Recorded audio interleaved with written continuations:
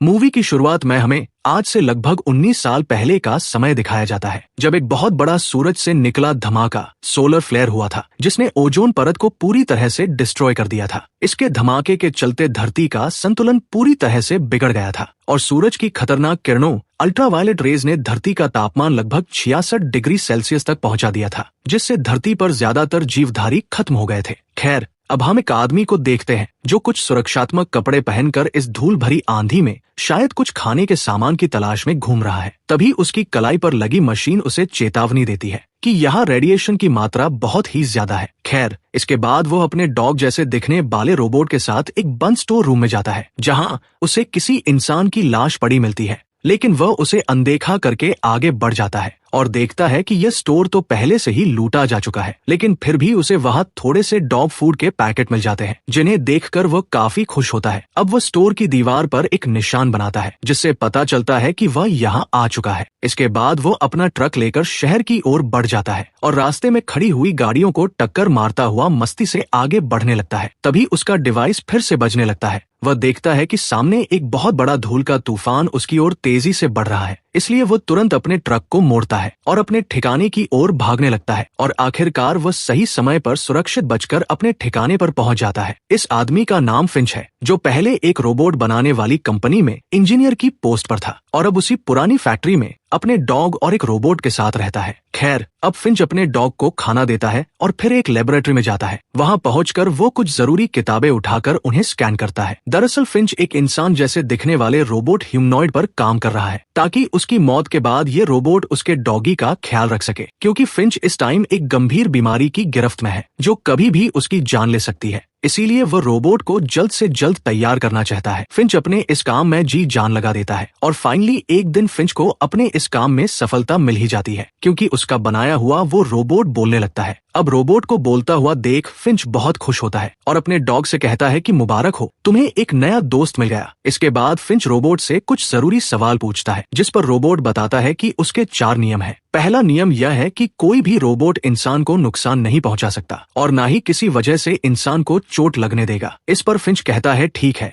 पर अब तुम मुझे बस चौथा नियम बताओ। इस पर रोबोट फिंच से कहता है कि अगर तुम यहाँ मौजूद नहीं होगे तो मैं तुम्हारे डॉग की पूरी देखभाल करूंगा। अब फिंच और रोबोट के बीच यह सवाल जवाब चल ही रहे होते हैं कि तभी अचानक यहाँ की लाइट चली जाती है। अब फिंच छत पर जाता है और लाइट ठीक करने लगता है। तभी वह देखता है कि एक बहुत बड़ा तूफान उनकी ओर तेजी से बढ़ रहा है। अब फिंच जल्दी से नीचे आता है और अपने रोबोट को मौसम की जानकारी देने वाली मशीन वेदर स्टेशन से जोड़ देता है और कहता है कि मुझे मौसम की पूरी जानकारी दो। इस पर रोबोट बताता है कि ये तूफान अगले 24 घंटे में यहाँ तक पहुँच जाएगा और ये बहुत ही खतरनाक होगा। रोबोट बताता है कि ये तूफान अगले 40 दिन तक चलेगा। अब रोबोट की ये बात सुनकर फिंच और ज्यादा परेशान हो जाता है, क्योंकि अगर वे यही रुके तो शायद जिंदा नहीं बच पाएंगे। इसलिए फिंच अब यहाँ से निकलने का फैसला करता है। फिर वह एक नक्शे को ध्यान से देखता है, जिससे उसे पता लगता है कि पश्चिम दिशा उनके लिए सबसे सही रहेगी। अब फिंच अपने डॉग गुडियर से कहता है कि हम सैन फ्रांसिस्को जाएंगे, क्योंकि अगर किस्मत ने साथ दिया तो वहाँ शायद हमें खाने और रहने की जगह मिल जाएगी। फिंच अपने डॉग से ये बातें कह ही रहा था कि तभी अचानक फिंच की नाक से खून गिरने लगता है, जो इस बात का इशारा था कि अब उसे यह काम और भी जल्दी करना होगा। खैर, अब फिंच अपने रोबोट को तैयार करता है, लेकिन तूफान के आने तक वह उसमें सिर्फ 72% जानकारी ही डाल पाता है, यानी रोबोट के पास अभी पूरा ज्ञान नहीं होता। इस वजह से उसे और सीखने की जरूरत थी। अब फिंच उसे चलना सिखाता है। जैसे जैसे फिंच चलता है, रोबोट भी उसकी तरह ही चलता है। अब फिंच जल्दी से कुछ खाने पीने की चीजें और दवाइयाँ लेकर अपनी वैन में पहुंच जाता है और ये लोग सैन फ्रांसिस्को के लिए निकल पड़ते हैं। फिंच की वैन एक खास तरह से मॉडिफाई हुई वैन थी, जो बाहर की गर्मी और रेडिएशन से सुरक्षित रहती है। अब यह लोग अपने सफर का मजा लेते हुए लगातार आगे बढ़ रहे थे। रास्ते में रोबोट खाली शहरों को देखकर फिंच से पूछता है कि यहाँ के सब लोग कहाँ चले गए। इस पर फिंच कहता है कि ये कहानी थोड़ी लंबी है, इसलिए फिर कभी बताऊंगा। अब फिंच एक सुरक्षित जगह देखकर अपनी गाड़ी रोकता है और रोबोट से कहता है कि चलो, तुम्हें अभी बहुत कुछ सिखाना है। इसके बाद ये लोग खाने की तलाश में एक पुराने थिएटर के अंदर जाते हैं, जहाँ उन्हें कुछ पॉपकॉर्न मिलते हैं। अब फिंच उन पॉपकॉर्न को लेकर बाहर आ जाता है और जैसे ही वो उन पॉपकॉर्न को प्लेट पर रखता है तो वे पॉपकॉर्न अपने आप उछलने लगते हैं। असल में फिंच अपने रोबोट को यह दिखाना चाहता था कि बाहर का तापमान कितना ज्यादा है। तभी ये लोग देखते हैं कि एक बहुत बड़ा तूफान उनकी तरफ तेजी से बढ़ रहा है। फिंच फौरन वहां से निकल जाता है, लेकिन जल्दी ही उसे समझ आता है कि तूफान की रफ्तार बहुत ज्यादा है और वे इससे बचकर नहीं भाग पाएंगे। इसीलिए फिंच अपनी वैन को एक तरफ लगाता है और उसे बचाने के लिए चारों ओर कीले ठोक कर एक केबल से बांध देता है। फिंच के इस काम में रोबोट भी उसकी मदद करता है और फाइनली तूफान आने से पहले ये लोग वैन को पूरी मजबूती से बांध देते हैं। लेकिन फिर भी तूफान इतना तेज होता है कि वैन बंधी होने के बावजूद भी हवा में उठने लगती है, जिससे कई रस्सियां भी टूट जाती है। लेकिन फिर भी किस्मत से ये लोग बच जाते हैं। अब तूफान थमने के बाद फिंच बाहर आता है और देखता है कि वैन का एक टायर खराब हो चुका है। ये देखकर फिंच काफी परेशान हो जाता है क्योंकि इनके पास दूसरा टायर तो था लेकिन उसे बदलने के लिए जैक नहीं था। लेकिन तभी वो रोबोट फिंच की मदद करता है और अपने एक हाथ से ही वैन को ऊपर उठा लेता है, जिससे फिंच आराम से गाड़ी का टायर बदल देता है। अब रोबोट की मदद पाकर फिंच काफी खुश होता है। वह उससे कहता है कि आज तुमने बहुत अच्छा काम किया है, इसलिए मुझे लगता है कि तुम्हें एक नाम देना चाहिए। और फाइनली फिंच उसे जेफ नाम दे देता है। अब रात भी हो चुकी थी, इसलिए ये लोग रात को वहीं रुक जाते हैं। अब फिंच अपना सूट ठीक करता है और जेफ को कुछ जरूरी बातें सिखाता है। अब अगली सुबह जैसे ही सूरज निकलता है तो वैन की छत पर लगे सोलर पैनल अपने आप खुल जाते हैं। तभी फिंच की आंख खुलती है और वह देखता है कि उसका रोबोट जेफ उसके डॉग की नकल कर रहा है। इस पर फिंच उनसे कहता है कि सुबह सुबह इतना शोर मत करो। इस पर जेफ फिंच से कहता है कि मुझे लगता है शायद डॉग मुझे पसंद नहीं करता। अब फिंच जेफ को जवाब देते हुए कहता है कि नहीं, ऐसा नहीं है, बस उसे तुम पर अभी भरोसा नहीं हुआ है। खैर, अब ये लोग अपने अगले सफर के लिए निकल पड़ते हैं। तभी अचानक काफी दूर जाने के बाद फिंच की तबीयत बिगड़ने लगती है। अब फिंच की तबीयत के चलते जेफ फिंच से कहता कि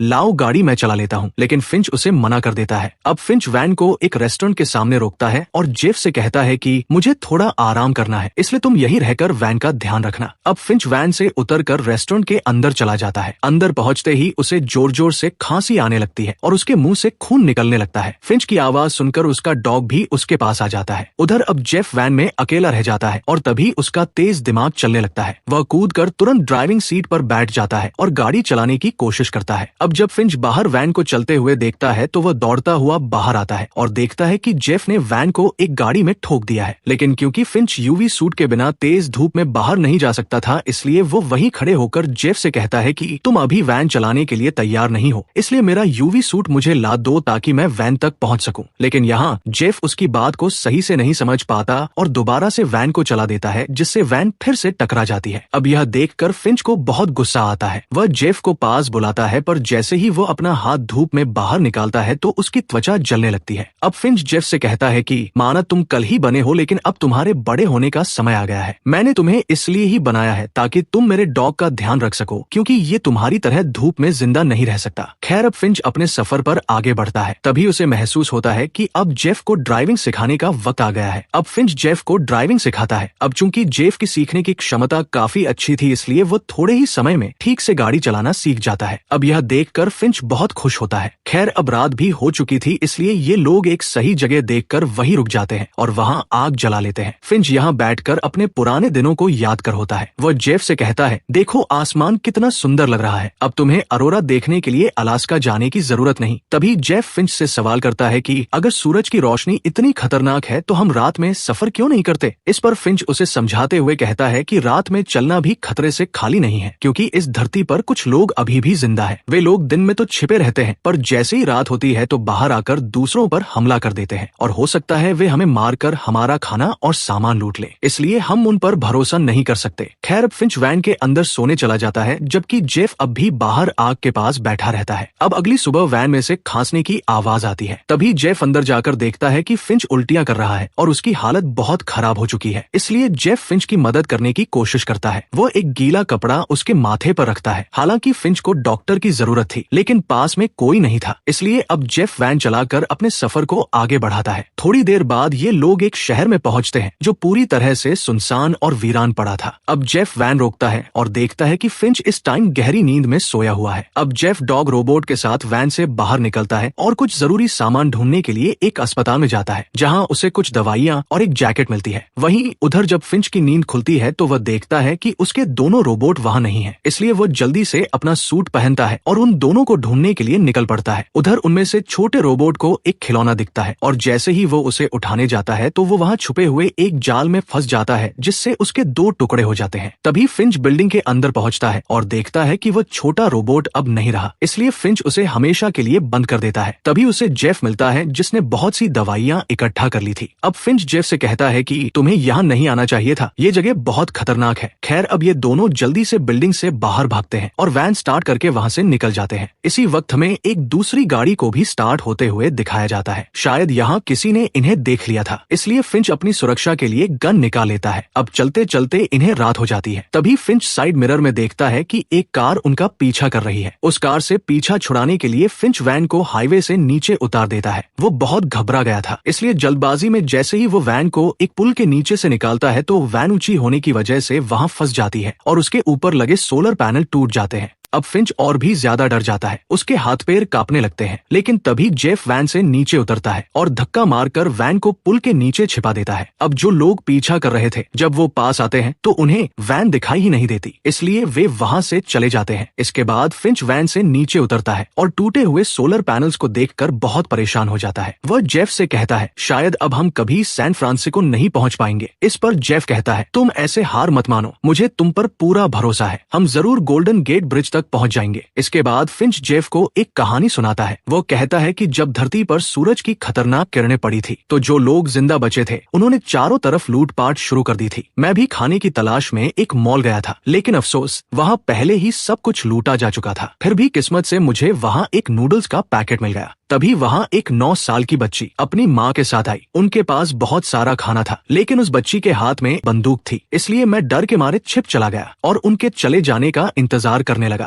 तभी एक आदमी कार से वहाँ आता है और वो उनसे खाना छीनने लगता है, लेकिन जब वे खाना देने से मना करते हैं तो वो आदमी उन्हें गोली मार देता है, जिससे उन माँ बेटी की वहीं मौत हो जाती है। अब जब मैं उनके पास गया तो मुझे एक आवाज सुनाई दी। वो आवाज उस बच्ची के बैग से आ रही थी और जब मैंने वो बैग खोलकर देखा तो उसमें एक छोटा सा पिल्ला था। फिंच कहता है, जब भूख ने इंसानों को हैवान बना दिया था। अब ये कहानी सुनकर जेफ चुप हो जाता है। खैर, अब सुबह होते ही ये लोग फिर से अपना सफर शुरू कर देते हैं। रास्ते में चलते चलते जेफ उन पोस्ट कार्ड्स को पढ़ता जा रहा था जो फिंच के पापा ने उसे भेजे थे। तभी अचानक एक तितली वैन की खिड़की से टकराती है। जब जेफ ये बात फिंच को बताता है तो फिंच बहुत हैरान होता है। अब फिंच अपना एक हाथ वैन से बाहर निकाल कर देखता है कि वहाँ सूरज की तेज किरणें तो नहीं है। फिर वो वैन से बाहर आता है और इतना खुश हो जाता है कि मानो उसे एक नई जिंदगी मिल गई हो। तभी एक और तितली उड़कर उसके हाथ पर बैठ जाती है। अब फिंच को यकीन हो जाता है कि ये जगह पूरी तरह सुरक्षित है, यहाँ सूरज की कोई भी खतरनाक किरणें नहीं है। इसलिए अब फिंच अपने अच्छे कपड़े पहनकर तैयार होता है और खुले आसमान के नीचे टेंट लगाकर खाना खाता है और उस पल को एंजॉय करने लगता है। तभी जेफ फिंच से कहता है, तुमने मुझसे झूठ बोला था कि गोल्डन गेट ब्रिज वाला कार्ड तुम्हारे अंकल ने भेजा था, जबकि उसके पीछे तो डैड लिखा है। इस पर फिंच कहता है, मेरे पापा आर्मी में थे और वो ऐसे ही ब्रिज बनाते थे,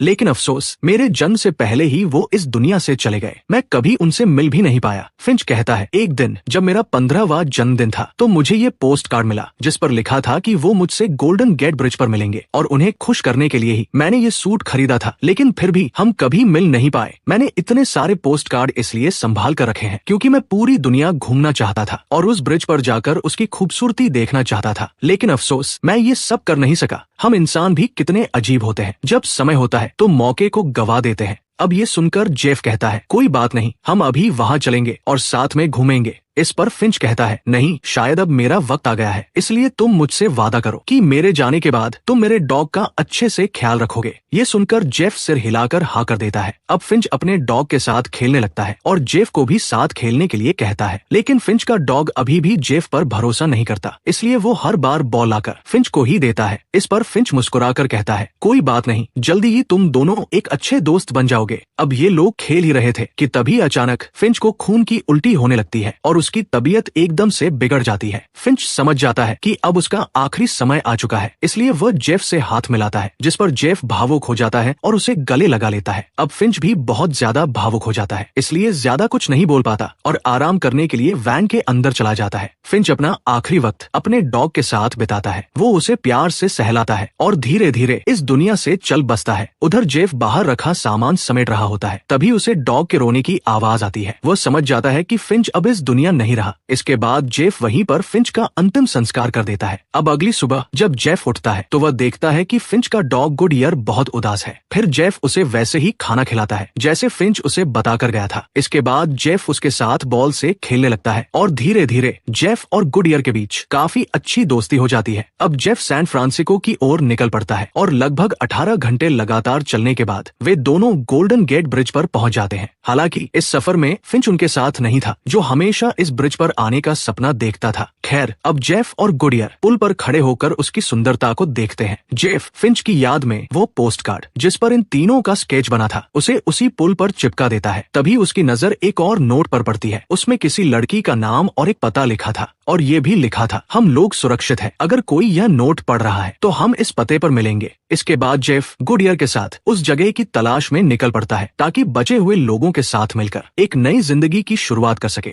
और फाइनली दोस्तों, इसी के साथ इस मूवी का अंत हो जाता है। तो दोस्तों, कैसी लगी आपको आज की वीडियो? कमेंट में जरूर बताएं और साथ ही वीडियो को एक लाइक और चैनल को जरूर सब्सक्राइब करें। धन्यवाद।